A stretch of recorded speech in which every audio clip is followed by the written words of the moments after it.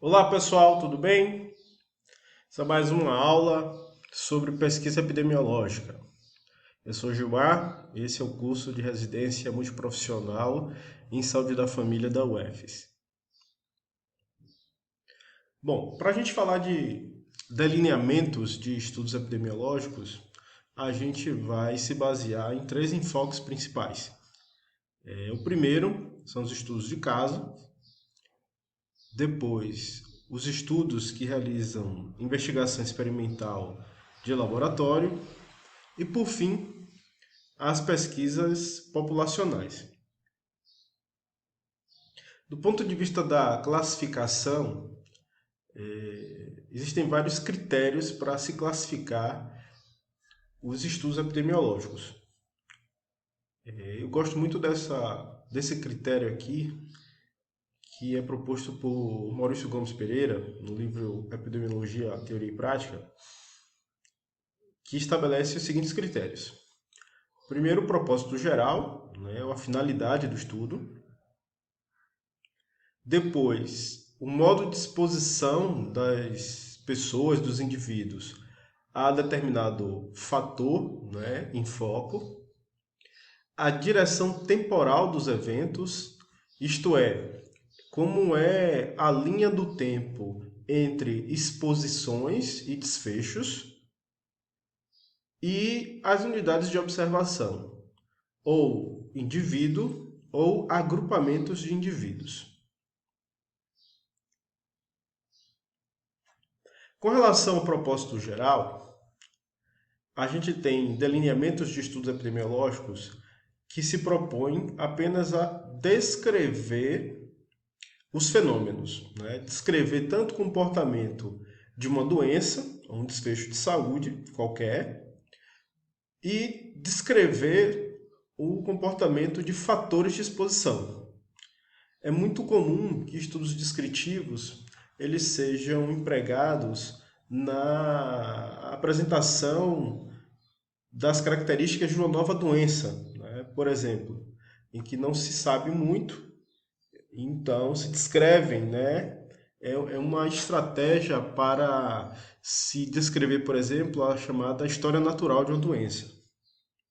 A gente também tem como propósito realizar comparações e testes de hipóteses entre determinados fatores de exposição e desfechos específicos de saúde.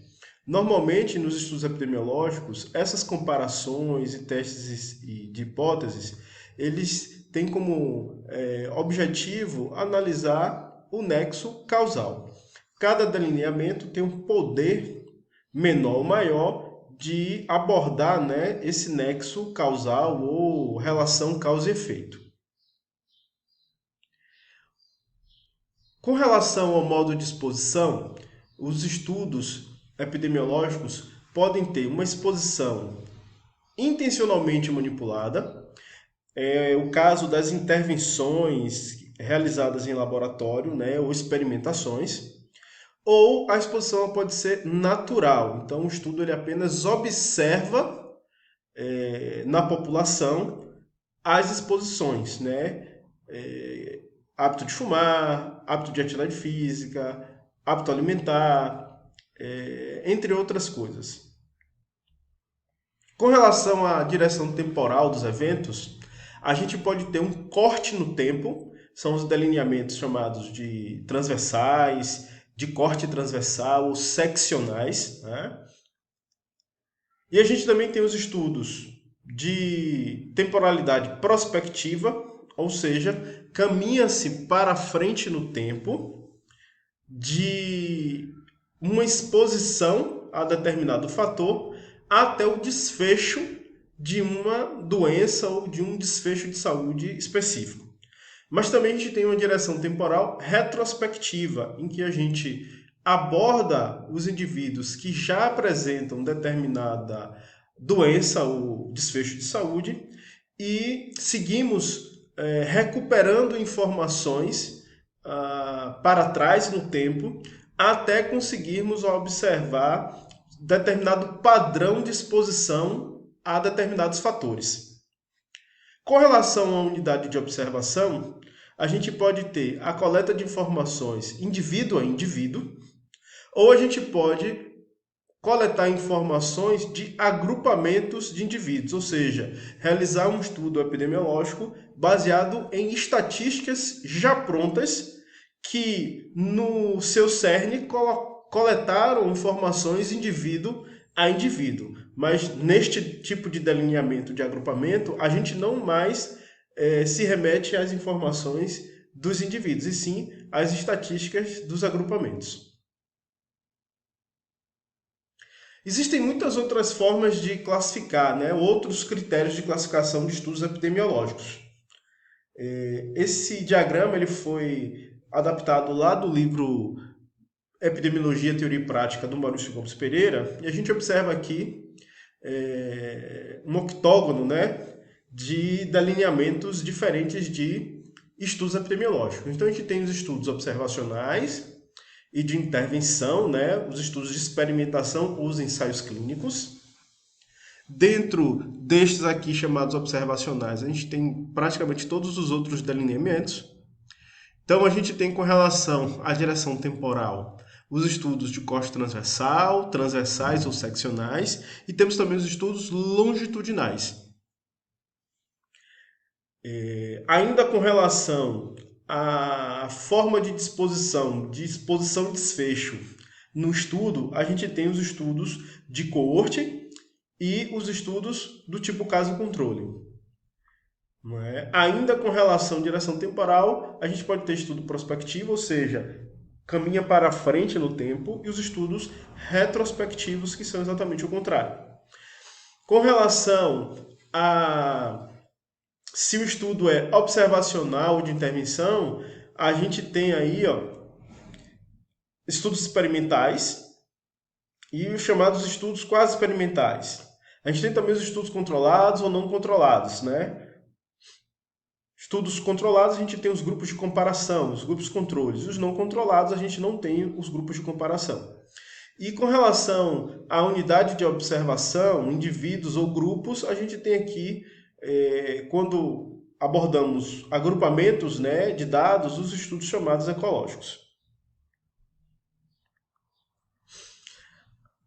A gente também pode classificar os estudos epidemiológicos apenas com relação à finalidade geral. Então, com relação a essa finalidade geral, a gente tem lá os chamados estudos descritivos e os estudos analíticos, né?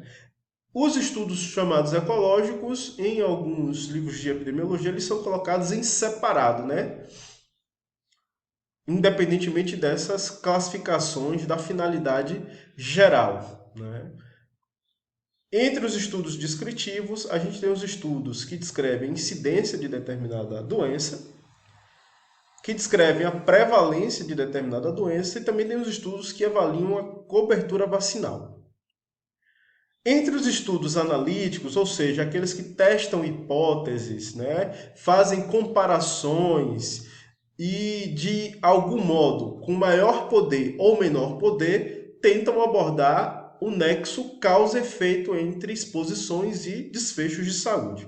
Então, entre os estudos analíticos, os observacionais abrangem os estudos transversais, de corte transversal ou seccionais, os estudos longitudinais, também chamados estudos de coorte, e os estudos caso-controle. Entre os estudos analíticos de intervenção, a gente tem lá os estudos experimentais ou ensaios clínicos. Vamos falar um pouco sobre os estudos descritivos. Os estudos descritivos, eles têm como objetivo principal informar, descrever a distribuição de determinado evento de saúde na população em termos quantitativos. São dois tipos de delineamento principais entre os estudos descritivos: os relatos de caso ou relatos de séries de casos. Uma característica interessante desses estudos é que eles aprofundam a descrição do caso ou da série de casos.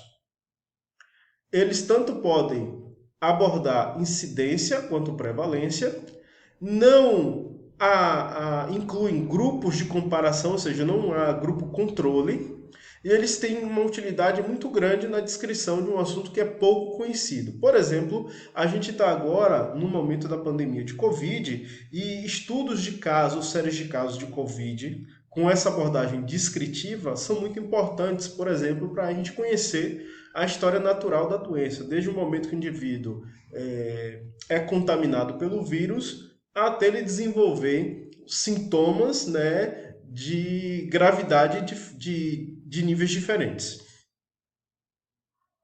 Isso aqui é um exemplo de um estudo de caso descritivo, né?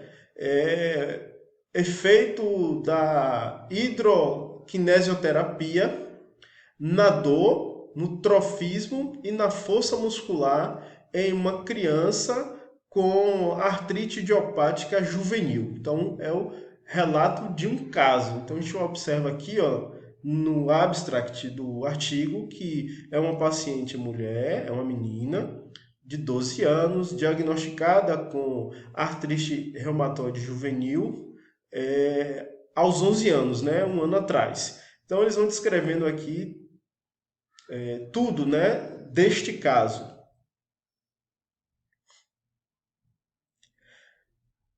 Em seguida, a gente vai falar sobre os estudos observacionais transversais. Por hora é só. Forte abraço!